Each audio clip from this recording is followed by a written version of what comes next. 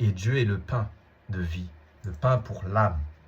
L'âme a besoin de nourriture. Et cette nourriture, quelle est cette nourriture que l'âme a besoin? Le pain.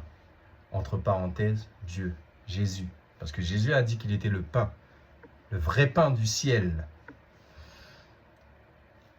Nous continuons au chapitre 4. Jésus répondit, « Il est écrit, l'homme ne vivra pas de pain seulement, mais de toute parole qui sort de la bouche de Dieu. » Au chapitre 5, le diable le transporta alors dans la ville sainte, le plaça au sommet du temple.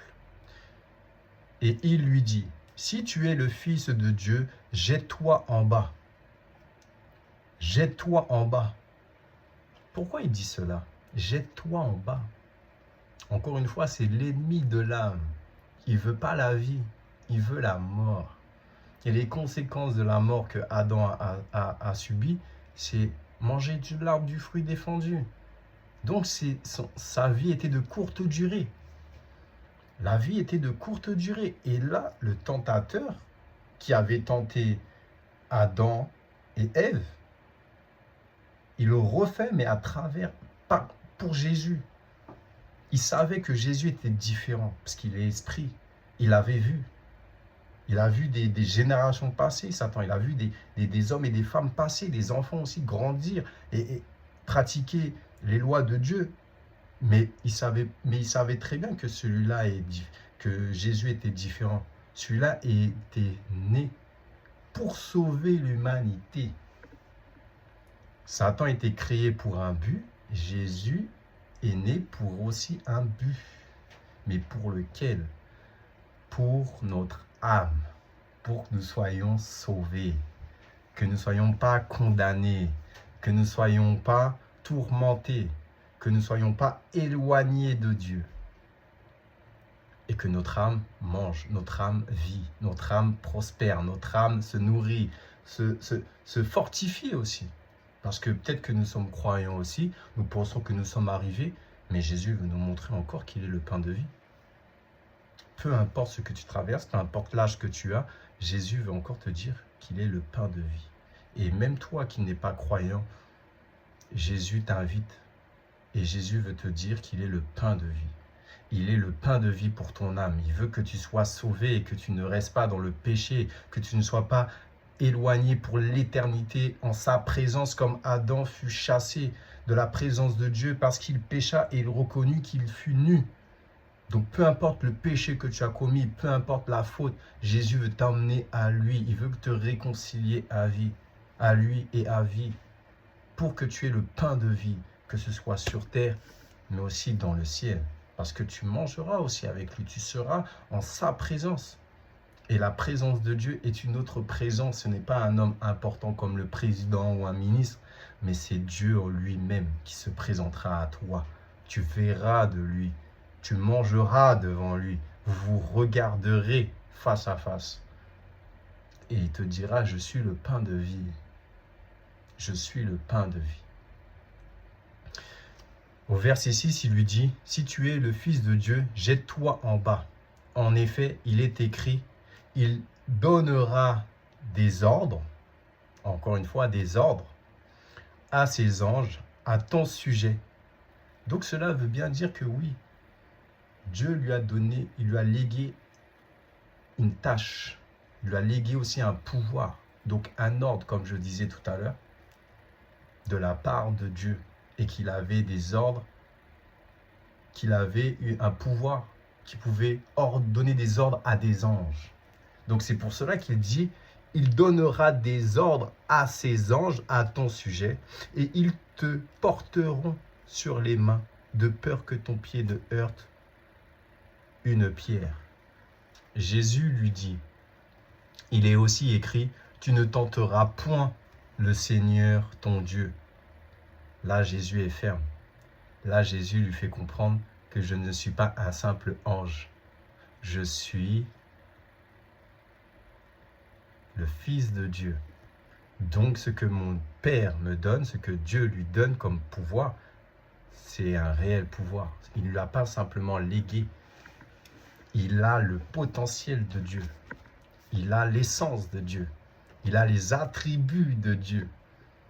Le diable le transporta encore sur une montagne très élevée, lui montra tous les royaumes du monde et leur gloire. Parce que Satan avait vu les générations passées. Il avait vu des hommes s'enrichir. Il a vu aussi des hommes s'appauvrir. Mais pour lui, comme les hommes étaient sur la terre, il se dit, comme je suis aussi sur la terre m'appartient, vu que je suis là à errer. J'ai été chassé du ciel et je me retrouve sur terre, car j'ai été précipité de la montagne sainte. Donc mon but, c'est de tourmenter les hommes. C'est de leur proposer des pouvoirs qui ne m'appartiennent pas. Parce que c'est Dieu qui a créé la terre et non lui. Et lui se dit possesseur de la terre parce que son temps n'est pas encore arrivé. Mais son heure vient. Donc nous continuons au chapitre 9. Et il lui dit, je te donnerai tout cela si tu te prosternes pour m'adorer. Jésus lui dit alors, retire-toi, Satan.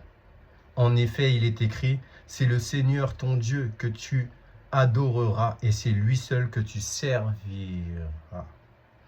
Donc, nous savons que Satan veut être aussi adoré. Non seulement il veut nous proposer les plaisirs de la vie, les richesses de la terre, mais cela est courte durée. Mais Jésus veut nous donner le pain de vie. Il veut être l'ami de notre âme. Mais Satan, il est l'ennemi de notre âme.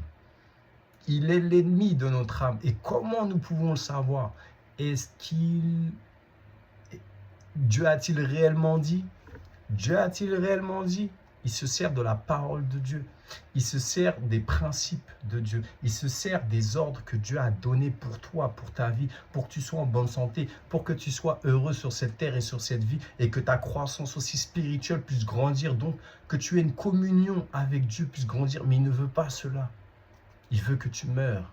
Il veut que tu sois dans la dispute. Il veut que tu sois tourmenté. Il veut que tu te poses des questions, se dire, mais Dieu, je souffre.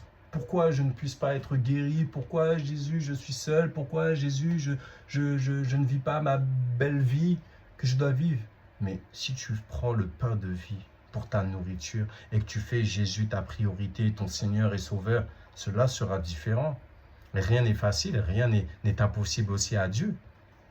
Mais Dieu veut te dire que l'ennemi de ton âme t'empêche cela. L'ennemi de ton âme t'empêche d'être heureux et que tu puisses avoir cette vie, que tu puisses avoir cet enrichissement qui est déjà de l'âme pour que dans ta vie, les choses aussi soient pareilles, semblables. Comme ton âme, comme l'âme que tu as. Au chapitre 4, il est dit, « Alors le diable le laissa, et voici que des anges s'approchèrent de Jésus et le servirent. » Et le servirent. Donc le diable, encore une fois, il savait que Jésus n'avait pas mangé pendant 40 jours et 40 nuits. C'est si spirituel, mais Jésus a vu cela. Satan a vu cela.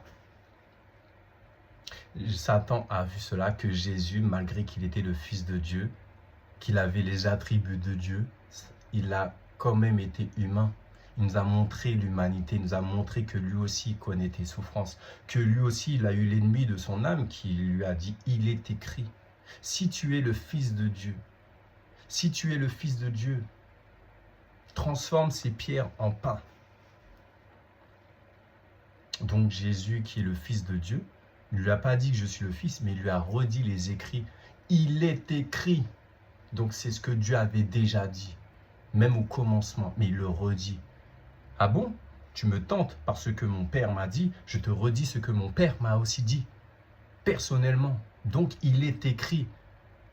Donc il peut dire aussi, il aurait pu dire que le pain oui, comme il lui a dit, l'homme ne mangera pas de pain seulement, mais de la parole qui sort de la bouche de Dieu.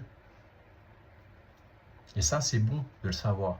Comme je le disais, le pain est une représentation d'une nourriture, mais aussi spirituelle. Et ça, c'est important de le savoir. C'est important de le souligner. Alors, Satan connaît la parole de Dieu. Il est l'ennemi de ton âme. Il ne veut pas que tu sois heureux. Il ne veut pas que tu sois en paix. Il ne veut pas cela. Il veut que tu erres, que tu cherches, que tu te questionnes, que tu fasses des erreurs. Il veut que tu ne comprennes pas ce que Dieu attend de toi. Il ne veut pas que tu sois en paix, confiant, serein, sûr, certain de ce que Dieu t'a dit, de ce que Dieu te donne, de ce que Dieu approuve, de ce que Dieu veut pour toi.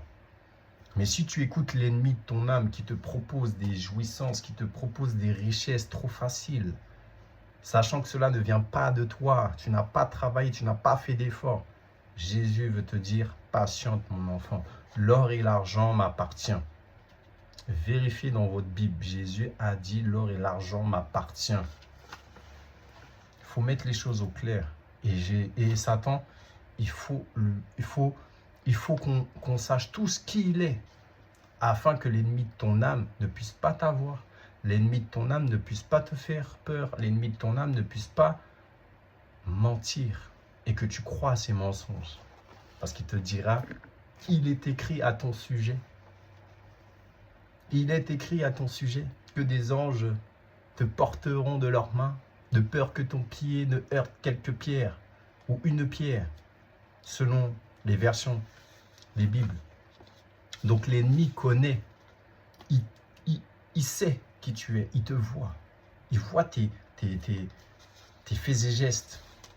De la même façon que Satan te voit, mais aussi Jésus voit aussi tes faits et gestes. Jésus voit ce que tu fais devant lui, devant sa face, qu'elle soit bonne ou mauvaise. Mais Jésus veut te dire, je suis le pain de vie. J'ai été à la croix pour toi. Tout pouvoir lui a été donné. Et toute chose lui a été soumise. Parce que Jésus ne se soumet pas. Il ne s'est pas soumis au tentateur. Mais il a dominé le tentateur par « il est écrit ». Donc il avait une pleine confiance, une pleine assurance et rempli du Saint-Esprit. Donc, comme je le disais, Satan avait le sceau. Satan, avant qu'il devienne, le serpent, avant qu'il devienne le diable, Satan, il était un chérubin, donc un ange aux ailes déployées. Et à sa suite, il y avait des anges. Donc, il commandait des anges. Fais ceci, faites cela. Mettez cette chanson, mettez cette louange, mettez ces instruments, jouez ces instruments pour Dieu. Je veux que mon Dieu soit glorifié, je veux que mon Dieu soit honoré, je veux que mon Dieu soit présenté comme personne ne peut être présenté. Mais depuis qu'il a eu cette place, il s'est dit, je suis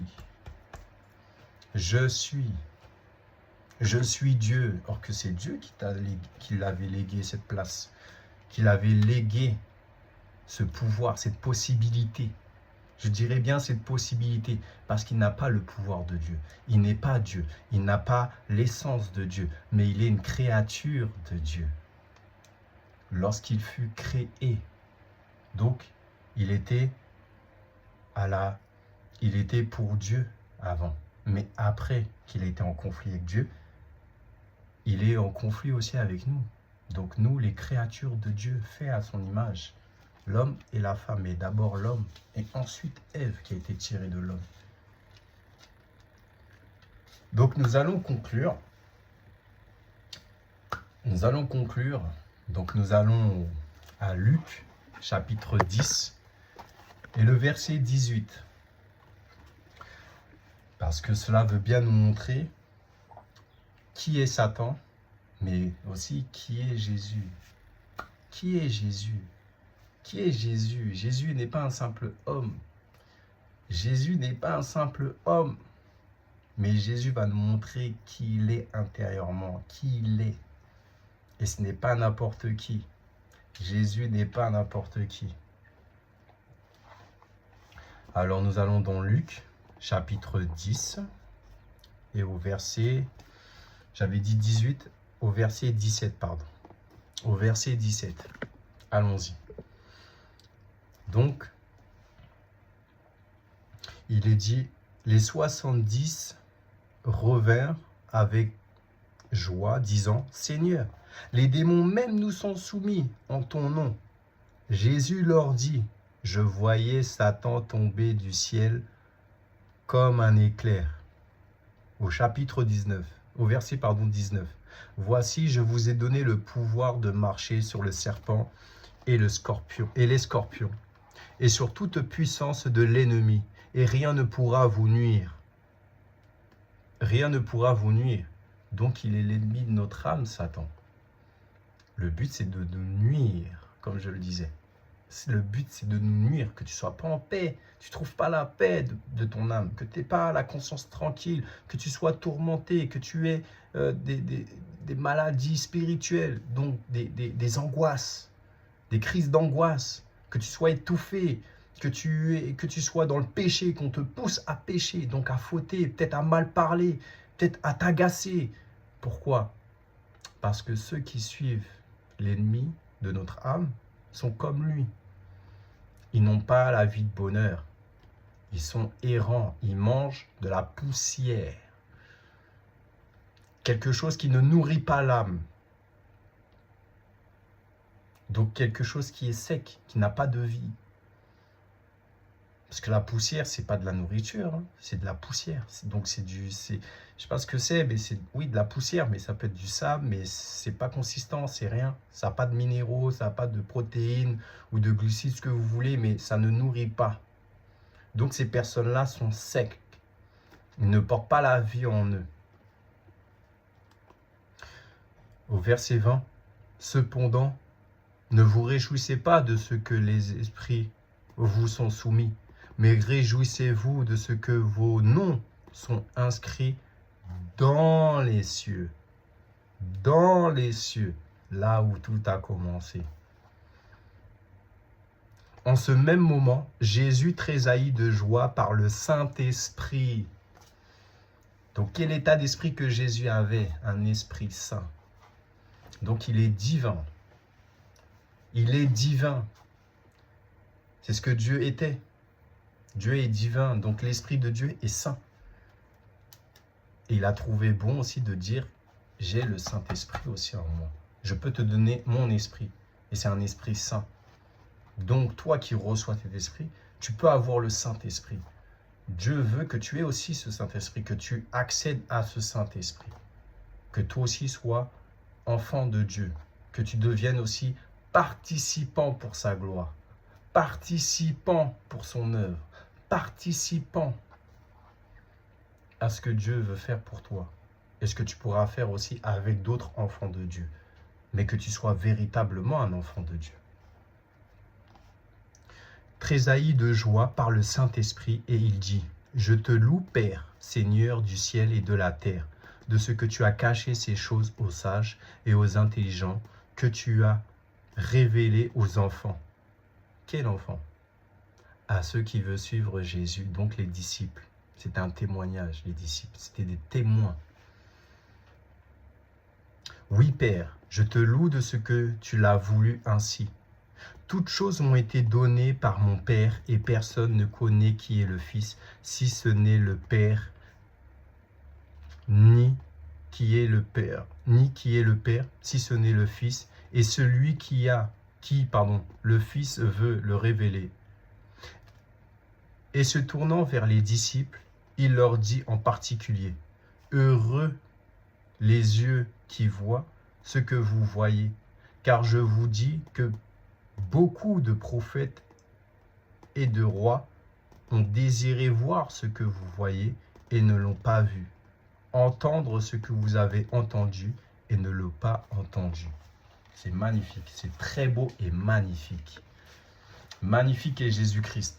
Et Jésus, parce qu'il est le Christ. Pourquoi? Parce que Dieu avait trouvé bon dans son amour d'envoyer des prophètes pour dire que Dieu allait venir. Dans son amour, pas l'amour de quiconque, mais dans son amour, pour lui.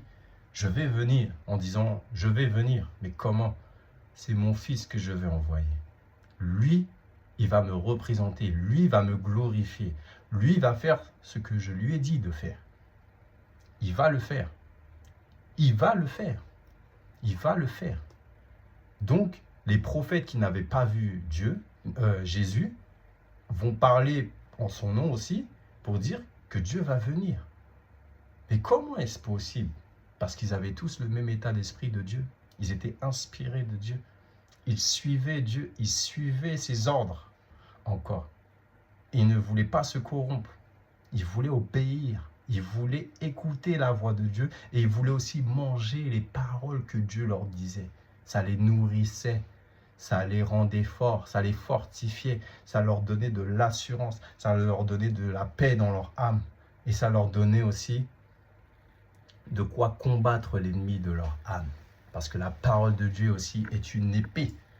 Elle est une épée. Elle combat les ennemis de notre âme. Eux, ils mangent de la poussière. Ils veulent que tu sois dans les ténèbres. Ils veulent t'égarer. Ils veulent que tu sois non pas dans une vie de bonheur, que tu sois éloigné de Jésus, que tu sois éloigné de Dieu. Parce que Satan a dit, vous serez comme des dieux, connaissant le bien et le mal. Il ne peut pas avoir plusieurs dieux si ce n'est un seul Dieu. Mais il a voulu déformer le nom de Dieu pour dire que finalement, il y a plusieurs dieux. Tout le monde peut se prendre pour Dieu comme lui s'est pris pour Dieu. Et il veut que tout le monde soit comme lui à sa chute, avec lui dans sa chute. Mais Jésus, gloire à Jésus, Jésus veut que tu aies le pain de vie. Mais qui est le pain de vie? C'est Jésus. Donc tu es aussi, si tu manges le pain de vie qui est Jésus, tu deviens aussi un enfant comme Jésus. Comme Jésus, parce que Jésus est le pain de vie. Il est le premier. Il est le premier. Donc, toi aussi, tu peux être à sa suite. Manger le pain de vie pour être comme Jésus, obéir aux ordres. Donc, le pain qui t'a été donné, tu vas le manger, mais ça va produire une nourriture, ça va produire aussi une paix, ça va te produire un esprit divin. Parce que quand Dieu avait soufflé dans la narine d'Adam, il devint un être vivant.